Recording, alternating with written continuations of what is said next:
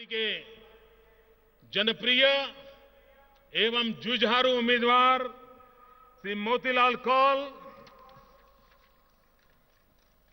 अमीरा कदल से डॉक्टर हिना, पहलगाम से श्री सौफी यूसुफ, सोनावर से द्रक्ष अंद्राबी, हजरत बल से हकीम मसूद, जदीबल से नीलम गश, खनियार से अशोक भट्ट, बटमालू से जुबैर नाजीर, अनंतनाग से रफीक वानी, डोरू से गुलाम मोहम्मद मीर, कोकरनाग से खुर्शीद अहमद मलिक, संगूस से खालिद अहमद डर, बीज बहरा से पीएन पंडित, बक्की से तारिक अहमद मीर, शोपिया से जावेद अहमद कादरी और मंच पर बैठे हुए सभी वरिष्ठ नेतागण और विशाल संख्या में पधारे हुए कश्मीर के मेरे प्यारे भाइयों और बहनों,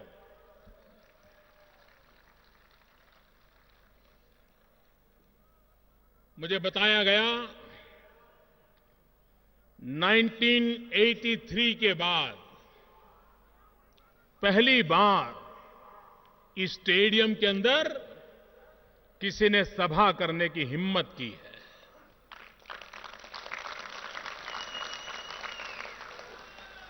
और इतना विशाल जनसागर कश्मीर के मेरे प्यारे भाइयों बहनों, आपने मुझे जो प्यार दिया है, इस प्यार को मैं कभी भूल नहीं सकता।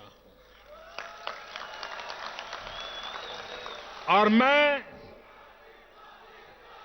आपको विश्वास दिलाता हूं, मैं आपको विश्वास दिलाता हूं, इस प्यार को मैं ब्याज समेत लौटाऊंगा।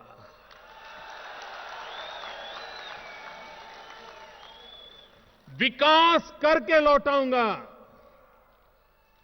आखिरकार कश्मीर की इन वादियों को क्या चाहिए? 30 साल हो गए।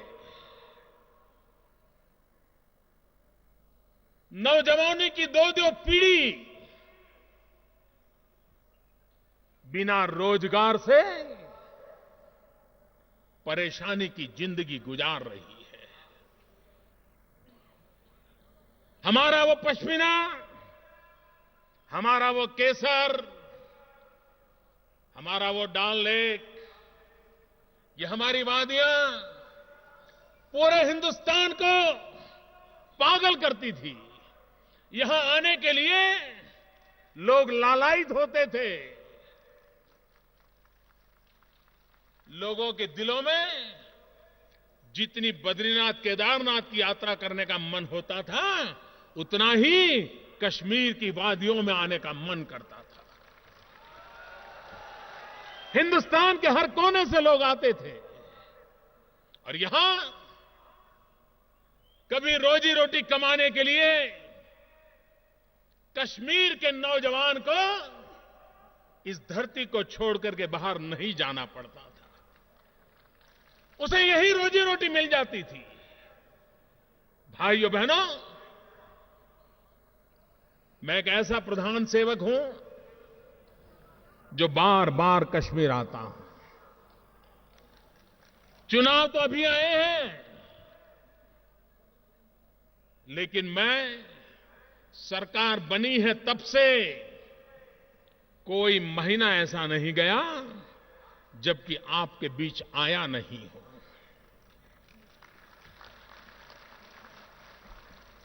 जुलाई में आया, अगस्त में आया, सितंबर में आया, अक्टूबर में आया, नवंबर में आया और आज दिसंबर में भी आ गया। 2014 में आया, 2015 में भी आऊंगा। और भाइयों बहनों, मैं आया हूं आपका दुख बांटने के लिए, कुछ लेने पाने के लिए नहीं आया हूं। आप लोगों ने बहुत दिया है मुझे। प्यार से बढ़कर क्या होता है? जो प्यार आपने मुझे दिया है, अब जिम्मेवारी मेरी है उस प्यार को मैं कैसे लौटाऊं।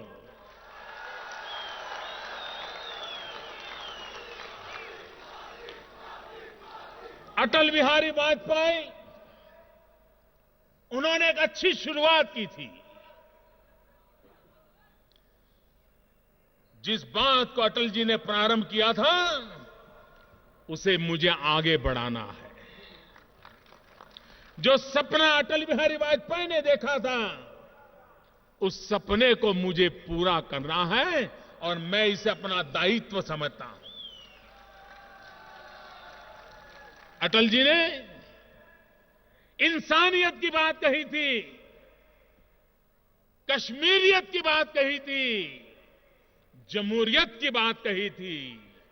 और ये तीनों ऐसे पीलर हैं जिस पीलर के भरोसे हमारा कश्मीर 21वीं सदी की आन बान शान बन के रहेगा, ये विश्वास लेकर के मैं आया हूं। भाइयों बहनों, कश्मीर में सेना के जवान भी मरे हैं। कश्मीर में पुलिस के जवानों ने भी शहादत दी है, लेकिन साथ साथ कश्मीर के निर्दोष परिवारों के बच्चे भी गंवाए हैं। ये घाटा कम नहीं है। इस घाटे को भरने के लिए कोई शब्द में ताकत नहीं है, लेकिन दुख बांटने से कम होता है। मैं भारत के प्रधान सेवक के नाते आपका दुख ये मेरा दुख है, आपकी पीड़ा ये मेरी पीड़ा है, आपकी मुसीबत ये मेरी मुसीबत है। और इसलिए भाइयों बहनों, हमें कश्मीर को विकास की नई ऊंचाइयों पर ले जाना है। टूरिज्म के लिए कितनी संभावनाएं पड़ी है। आज पूरे विश्व में सबसे तेज गति से अगर कोई व्यवसाय विकसित हुआ है तो टूरिज्म है। दुनिया के हर देश के लोग दूसरे देशों के अंदर जाना आजकल पसंद करते हैं। हमारे देश में से भी लोग सिंगापुर, दुबई सैटरडे संडे को चले जाते हैं। दुनिया के लोग भी यहां आना चाहते हैं और हिंदुस्तान के पास दुनिया को दिखाने के लिए कश्मीर से बढ़िया क्या है मेरे भाइयों। और इसीलिए कश्मीर को विकास की उन ऊंचाइयों पर ले जाना है, ताकि फिर से एक बार हमारा दाल लेक टूरिस्टों के कारण ऐसा भरा भरा रहे कि डल लेक को देखने के लिए हर कोई आए, हर किसी के मन में आ जाए। भाइयों बहनों, जब यहां टूरिज्म खत्म हो गया था, उन दिनों में मैं एक बार आया। मैंने कहा मैं डल लेक जाऊंगा। मैं मुख्यमंत्री नहीं था, कुछ नहीं था। तो जैसा ही मैं डल लेक से बाहर निकला तो कुछ टूरिस्ट खड़े थे। उन्होंने आके मेरे पैर छुए। मैंने कहा भाई, न मुझे उस जमाने में तो मुझे कोई टीवी पर देखता भी नहीं था, कोई मेरा पहचान भी नहीं थी। मैंने कहा यार आप कौन है? अरे बोले हम गुजरात के हैं, हम टूरिस्ट के नाते आए हैं। मुझे इतना आनंद हुआ उन दिनों में भी, जबकि यहां की आर्थिक स्थिति बड़ी खराब हो गई थी। मेरे गुजरात के लोग यहां टूरिस्ट के नाते आकर के यहां के लोगों के जीवन में भागीदार बनने का प्रयास करते थे। ये मैंने अपनी आंखों से देखा। और तब उस समय की सरकार को मैंने कहा था कि आप गुजरात में एक टूरिज्म की ऑफिस खोलिए ताकि लाखों की तादाद में गुजराती कश्मीर की धरती पर आए और कश्मीर की रोजी रोटी को और तेजी से आगे बढ़े, उस दिशा में प्रयास करना चाहिए। टूरिज्म एक ऐसा क्षेत्र है जहां पर कम से कम पूंजी निवेश से गरीब व्यक्ति को भी रोजी रोटी मिलती है।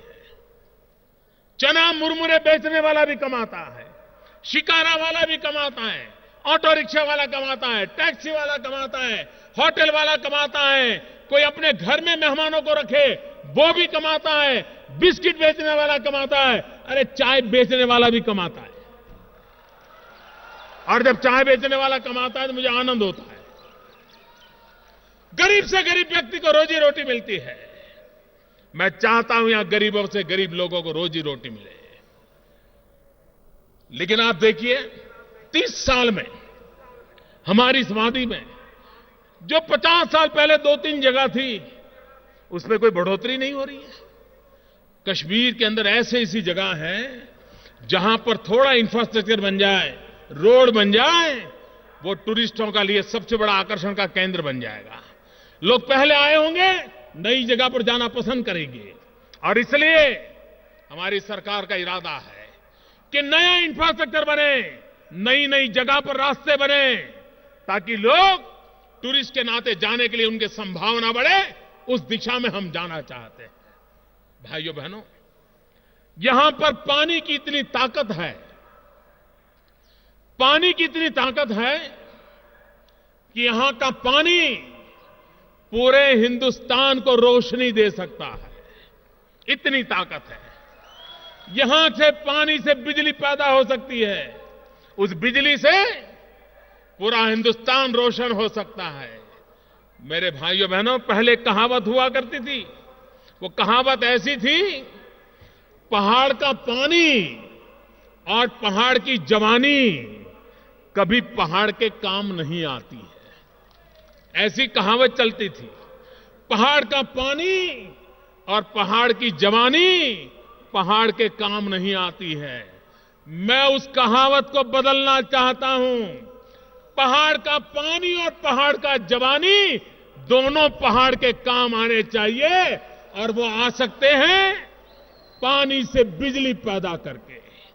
बिजली के कारखाने छोटे मोटे लगने लग जाए, किसी नौजवान को पहाड़ छोड़ करके रोजी रोटी कमाने के लिए झुग्गी झोपड़ी में जिंदगी गुजारनी नहीं पड़ेगी। और इसलिए मेरे भाइयों बहनों, मैं उस दिशा में काम। मैं एक बार उरी आया था, पावर प्रोजेक्ट के उद्घाटन के लिए आया था। वहां गांव के मुखिया मुझे मिले। उन्होंने कहा हमारी बेटियां पढ़ना चाहती है। मैंने कहा मुसीबत क्या है? बोले 10वीं के बाद अगर स्कूल आगे बढ़ जाए। मैंने वही उरी से हुक्म कर दिया और 12वीं तक के स्कूल का इंतजाम कर दिया, क्योंकि मुझे मेरे कश्मीर की बेटियां पढ़े। मैंने एक बार अखबार में एक तस्वीर देखी थी, मैं बहुत परेशान हो गया था। वो तस्वीर क्या थी? राजस्थान के अंदर कोटा में कश्मीर की बेटियां पढ़ने के लिए गई हुई थी। उनकी तस्वीर मैंने देखा। मैंने कहा होना तो ये चाहिए था, राजस्थान की बेटियों को कश्मीर में आकर के पढ़ने का मन कर जाए। ऐसी कश्मीर में पढ़ने की व्यवस्था होनी चाहिए। मेरी कश्मीर की बेटियों को पढ़ने के लिए अपने मां बाप को छोड़ करके कोटा तक जाना पड़े, एक छोटे से कमरे में 12-15 बेटियों को रहना पड़े। भाइयों बहनों, ये मुझे किसी ने मेमोरेंडम देकर के नहीं बताया। मेरे दिल में से आवाज उठी कि मेरी इन बेटियों को इतना दूर जाकर के पढ़ना पड़ रहा है। मैं स्थिति बदलना चाहता हूं। और इसलिए मेरे भाइयों बहनों, हमारी सारी समस्याओं का उपाय एक ही है। 30 साल में हमने बहुत कुछ देख लिया, हर रास्ते अपना लिए। जरा एक बार पीछे मुड़ करके देखिए, किसी रास्ते ने हमारा भला नहीं किया है। अब मैं कहता हूं, उन रास्तों को छोड़ो। अब एक ही रास्ता है जो हमारा भला कर सकता है, और वो रास्ते का नाम है विकास। विकास का ही रास्ता ऐसा है जो हमें समस्याओं का समाधान दे सकता है, हमें मुसीबतों से बाहर ला सकता है, हमारी आने वाली पीढ़ी को आन बान शान के साथ जीने का अवसर दे सकती है। और इसलिए मेरे भाइयों बहनों, मैं आज श्रीनगर की इस धरती से विकास के मंत्र को लेकर के आया हूं, और मेरा तो मंत्र है सबका साथ सबका विकास। भेदभाव नहीं चलेगा, कहीं पर भी भेदभाव नहीं होना चाहिए। मैंने सुना है लोग पहले कहते थे कि कश्मीर और जम्मू में भेदभाव होता है, ऐसा नहीं है।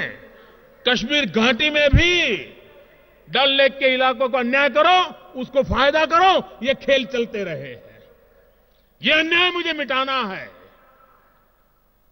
कोई भी इलाका, कोई भी समाज, कोई भी परिवार, कोई भी व्यक्ति, किसी के साथ भेदभाव नहीं होना चाहिए।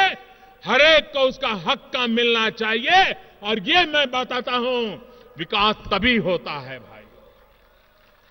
जब यहां बाढ़ आई, माफ करना मुझे आज कटु वचन कहने पड़ रहे हैं, सरकार सोई हुई थी।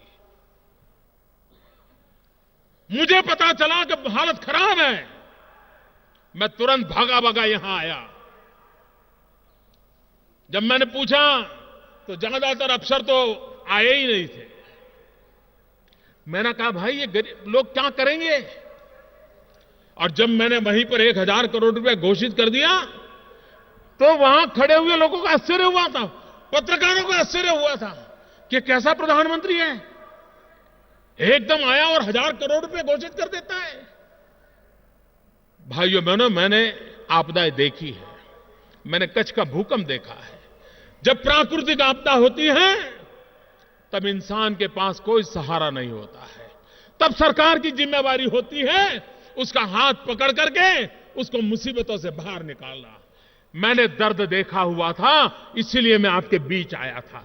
और मेरे श्रीनगर के भाइयों बहनों, मेरे कश्मीर के भाइयों बहनों, मेरे जम्मू के भाइयों बहनों, मैं आपको विश्वास दिलाता हूं, जिस प्राकृतिक आपदा से आपको परेशानी हुई है उसमें रास्ता निकालना, उसमें से मुसीबत में से बाहर निकालना, ये हमारा कमिटमेंट है। और मैं पूरी कोशिश करूंगा आपको अच्छे दिनों के लिए, जो बुरे हालत थे उसमें से बाहर निकलने का मैं वादा करने आया हूं भाइयों। उस समय हर कोई दिवाली अपने परिवार के साथ मनाता है, अपने यार दोस्तों के साथ मनाता है, मिठाई बांटता है, खाता है।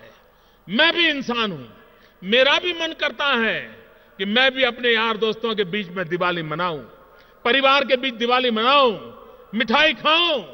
लेकिन मेरे कश्मीर के भाइयों बहनों, मैंने दिवाली नहीं मनाई, दिवाली नहीं मनाई। मैं आपके बीच आया, आपकी पीड़ा को सुनने के लिए आया, और आपके बीच रह करके आपके दुख दर्द को मैंने सुना था। और उसमें से मैंने आपको क्या मदद चाहिए उसके लिए योजना बनाई थी। उस समय कई परिवार मुझे मिले थे, सबने कहा था मोदी जी एक काम कीजिए। मैंने कहा क्या? बोले पैसे राज्य सरकार को मत दीजिए, सीधे सीधे हमारे बैंक के खाते में आए, ऐसा करिए। मैं हैरान था, कश्मीर के लोगों को उनकी सरकार पे भरोसा नहीं था, मोदी पर भरोसा था। मेरे कश्मीर के भाइयों बहनों, ये भरोसा मेरे लिए बहुत बड़ी पूंजी है। इतना प्यार, इतना भरोसा मुझे आपके लिए अपनी जान देने के लिए, प्रेरणा देने के लिए काफी होता है। ये भरोसा है, ये प्यार है, उसी के लिए मैं आपके लिए कुछ करना चाहता हूं। भाइयों बहनों, हमें कश्मीर को विकास की नई ऊंचाइयों पर ले जाना है। और आपने कश्मीर में क्या देखा है? कश्मीर में आपने या तो कांग्रेस की सरकार देखी, या बाप बेटे की सरकार देखी, या बाप बेटी की सरकार देखी, तीनों प्रकार की सरकारें देख ली आपने। क्या मिला आपको? क्या दिया उन्होंने? अपने लिए तो सब कुछ किया, आपके लिए कुछ नहीं किया। एक बार इन तीनों लोगों से मुक्ति ले लीजिए, मुझे सेवा करने का अवसर दीजिए। मैं आपके सपनों को अपने सपने बनाऊंगा। मैं आपके लिए पूरी सरकार को आपकी सेवा के लिए लगा दूंगा। बहुत हो चुका भाइयों बहनों, भ्रष्टाचार ने जम्मू कश्मीर को तबाह करके रखा है। आतंकवाद तो खत्म हुआ, लेकिन भ्रष्टाचार खत्म नहीं हो पा रहा है। हमारी सबसे बड़ी चुनौती है भ्रष्टाचार को खत्म करना। और इसलिए मेरे भाइयों बहनों, हमें भ्रष्टाचार के खिलाफ लड़ाई लड़नी है। भ्रष्टाचार नहीं जाएगा तो कश्मीर के सामान्य मानवी का भला नहीं होगा। जो भ्रष्टाचार करते हैं उनको तो कोई पूछने वाला नहीं है, उनको कभी रोने की नौबत नहीं आने वाली है। रोना पड़ रहा है तो मेरे गरीब भाई बहन को रोना पड़ रहा है। भाइयों बहनों, अभी मेरी सार्क देशों की मीटिंग थी नेपाल में। अड़ोस पड़ोस के सभी देश वहां आए हुए थे। वहां मैंने एक बात बताई, वो बात मैं आज कश्मीर की धरती पर भी बताना चाहता हूं।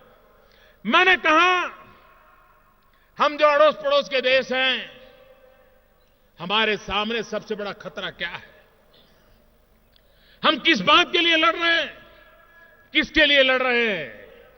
मैंने कहा, लड़ना है, आओ आओ हम कंधे से कंधा मिलाएं और गरीबी के खिलाफ लड़ाई लड़े। आओ हम कंधे से कंधा मिलाएं, बेरोजगारी के खिलाफ लड़ाई लड़े। हमें लड़ना है गरीबी के खिलाफ, हमें लड़ना है बेरोजगारी के खिलाफ, हमें लड़ना है भ्रष्टाचार के खिलाफ।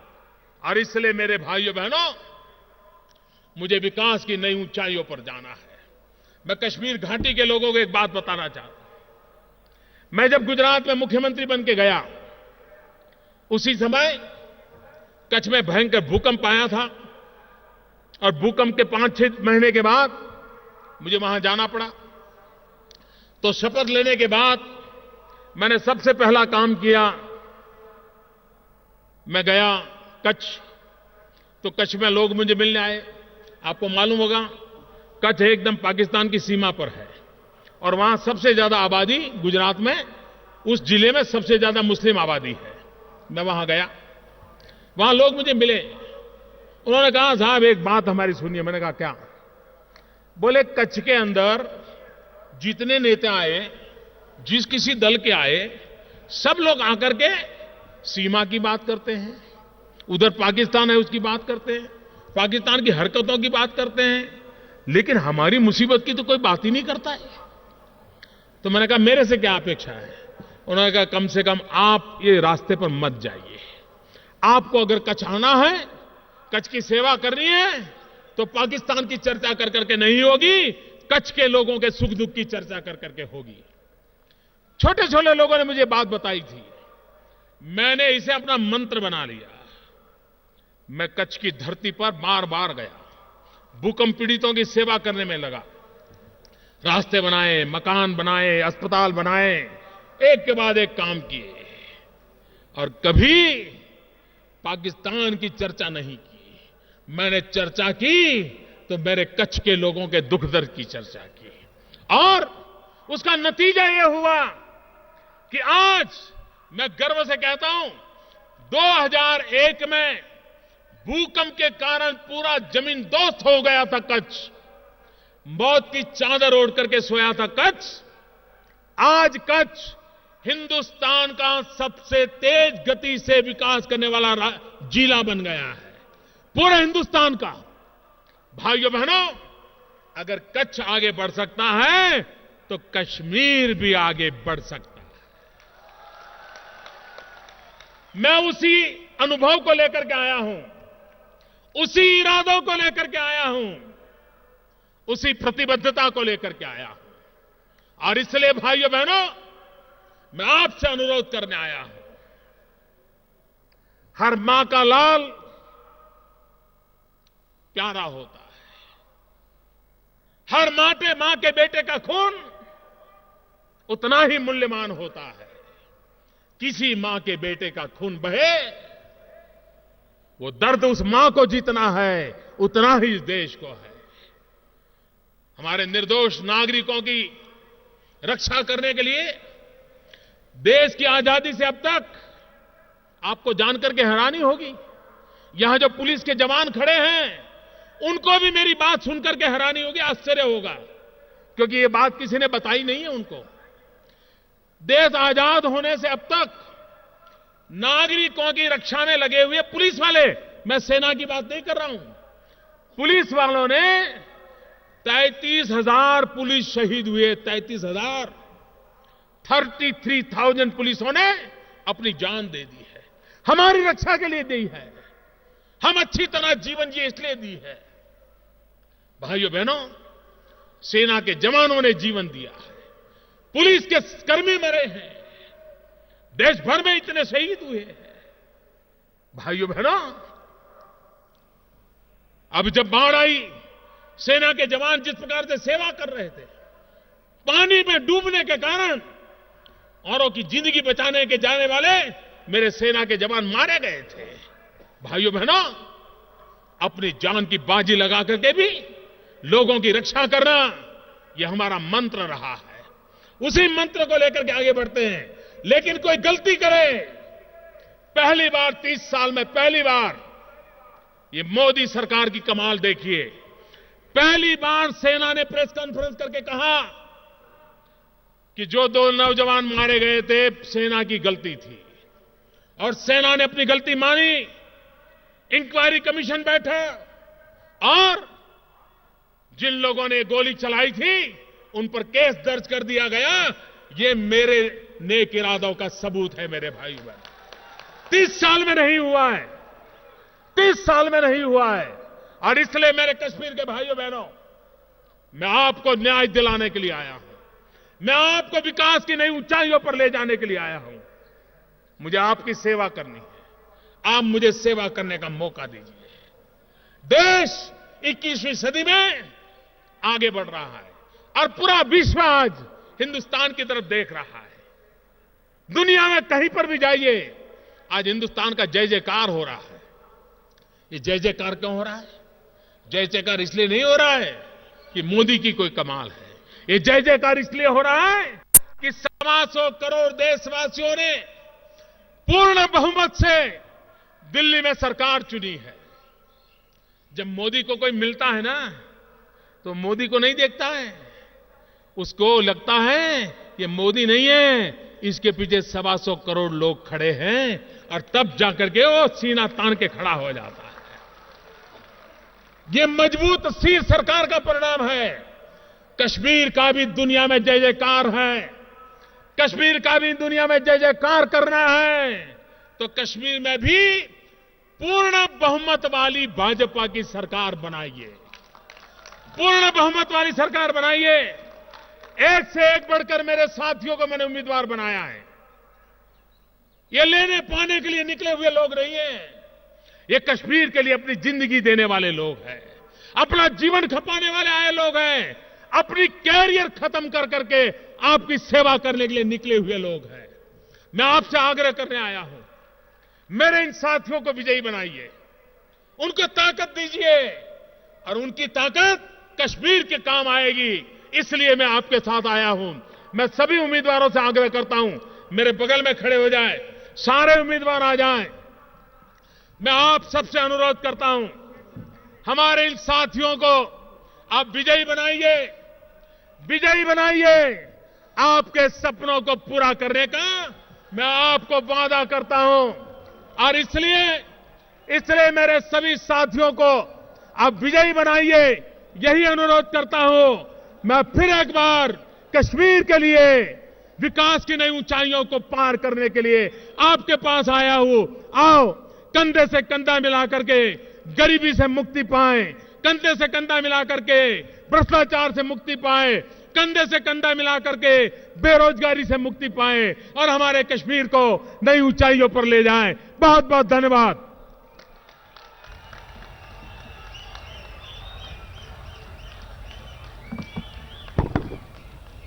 मुझे मौका दीजिए,